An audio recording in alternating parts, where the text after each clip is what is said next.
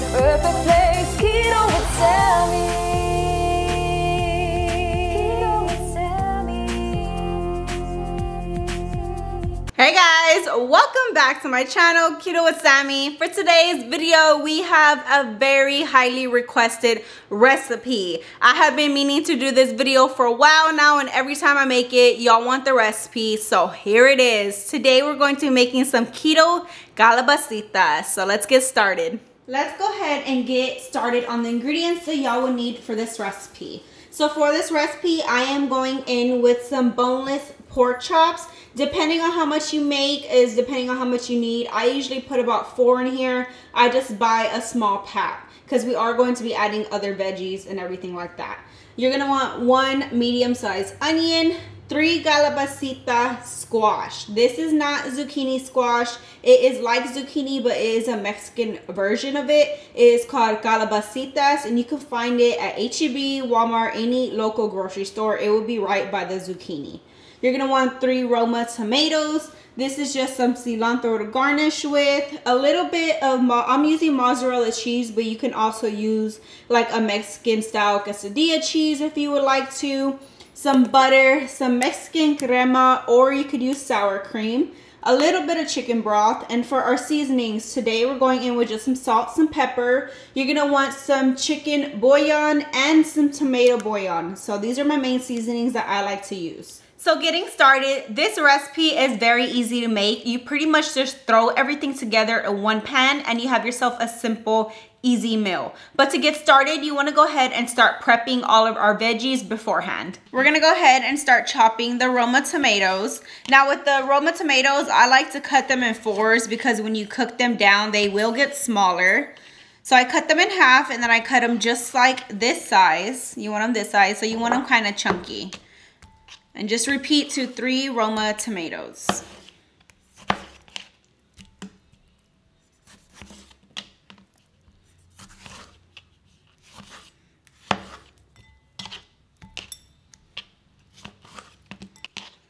Okay, we have all of our Roma tomatoes diced. Now let's go ahead and start dicing up our onion. Now with the onion, I do the same thing. I leave the onion kind of chunky, just like the tomato.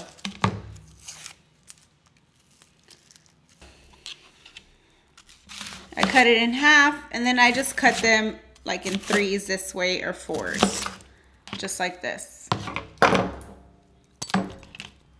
And then it'll cook down as we cook it with our pork chops and our tomatoes, all that delicious stuff. Okay, I got my onion all nice and chopped. Oh guys, I almost cried there with this onion. Okay, moving on to our calabacita squash. I'm gonna go ahead and cut off the ends.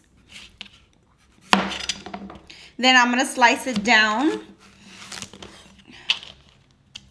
And you're just gonna chop them just like this. We're gonna have like little halves.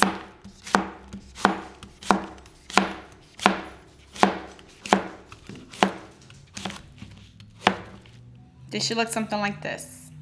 Okay, I got my 3 calabacitas nice and sliced. Depending on how big your calabacitas are, you might want about 2 to 3. These were kind of small, so I went ahead and bought 3 of them. But it all just depends on how much you're making. Okay, let's go ahead and put this to our side. We're gonna go ahead and bring on over our cilantro. I don't chop up much cilantro. It is just to garnish, but I absolutely love cilantro, so I love to add it in here.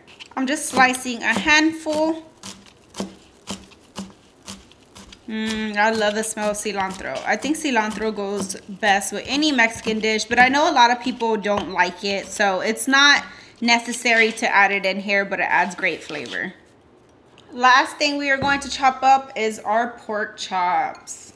I'm using the boneless pork chops, and we're just gonna dice them up. That's all we're gonna do. Very simple and easy.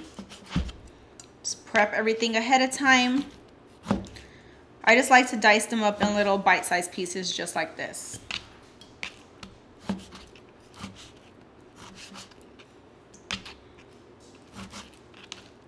Alright guys, I have my pork all nice and chopped up. Now let me go wash my hands and we're gonna move on to the stove and get this delicious meal cooking. All right, y'all, let's get to cooking. So I have all my ingredients laid out right here because remember, this recipe is pretty fast and easy and everything is going in one pan. So I would recommend just having all your ingredients laid out so it's easy to grab. First, we're gonna go ahead and start cooking the pork. I'm gonna lay down some butter and let this melt. Once my butter is melted, let's go ahead and add in our pork.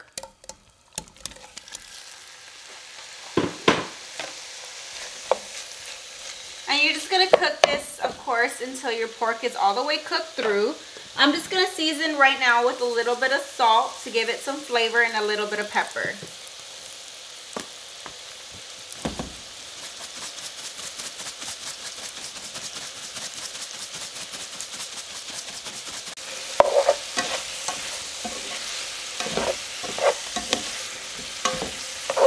Okay, once your pork is cooked through, we are going to start adding in our onions and let these cook down as well. Just until they're translucent. It'll only take a few minutes. Onions are translucent. Now we're adding in our tomatoes. We're kind of just doing this in layers and cooking everything through. I'm going to give my tomatoes about 2 minutes and then we're going to add in our squash. I am now adding in my calabacitas. Guys, this already smells so good and we haven't even really seasoned or anything. I love this dish. Okay, we're gonna cook these for about 5 minutes. You want your calabacitas nice and tender, but you don't want them like overly squishy, so don't cook them too much. While you're cooking your calabacitas down, you're going to want to add in half a cup of chicken broth. Or you could use beef broth, but I prefer chicken. My calabacitas has been cooking for about 5 minutes, and I have come and stirred every minute or so, just so I make sure every single piece gets nice and tender. Let's go ahead and start seasoning.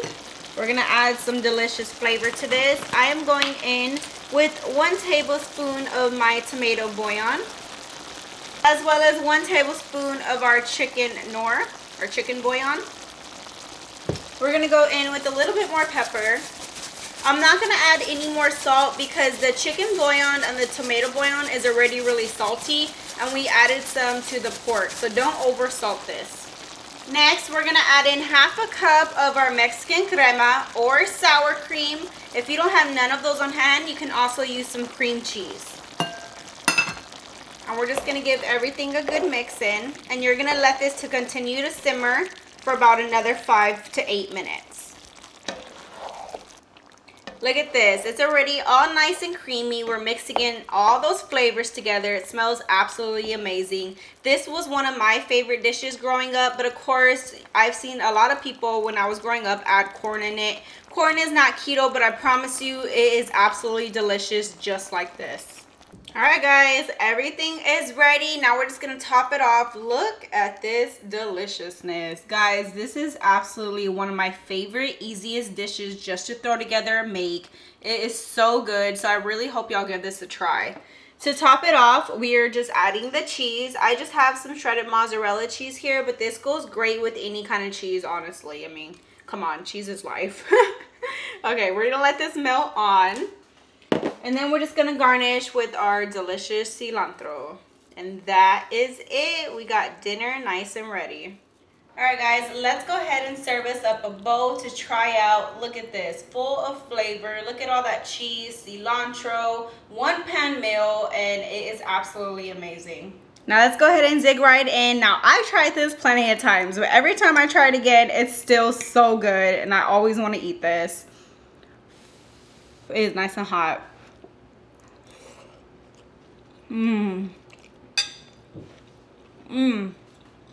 Oh, I love cilantro. Guys, it's so creamy. And then just all the veggies, they just blend so well together. This will be great also over like a bed of some cauliflower rice.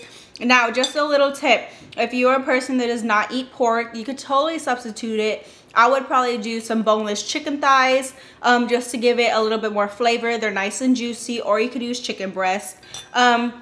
And also, this is great as a side dish. You could totally leave out the meats and just use all the rest of the ingredients, the veggies, and make it as a side dish as well, and it's absolutely amazing. So I hope y'all give this awesome, easy recipe a try. Don't forget to hit that thumbs up button on this video. If you did enjoy this recipe, head on over to my Facebook if you happen to make it, post some pictures, and let me know how y'all enjoyed. Don't forget to subscribe to my channel, and I will see y'all on the next one.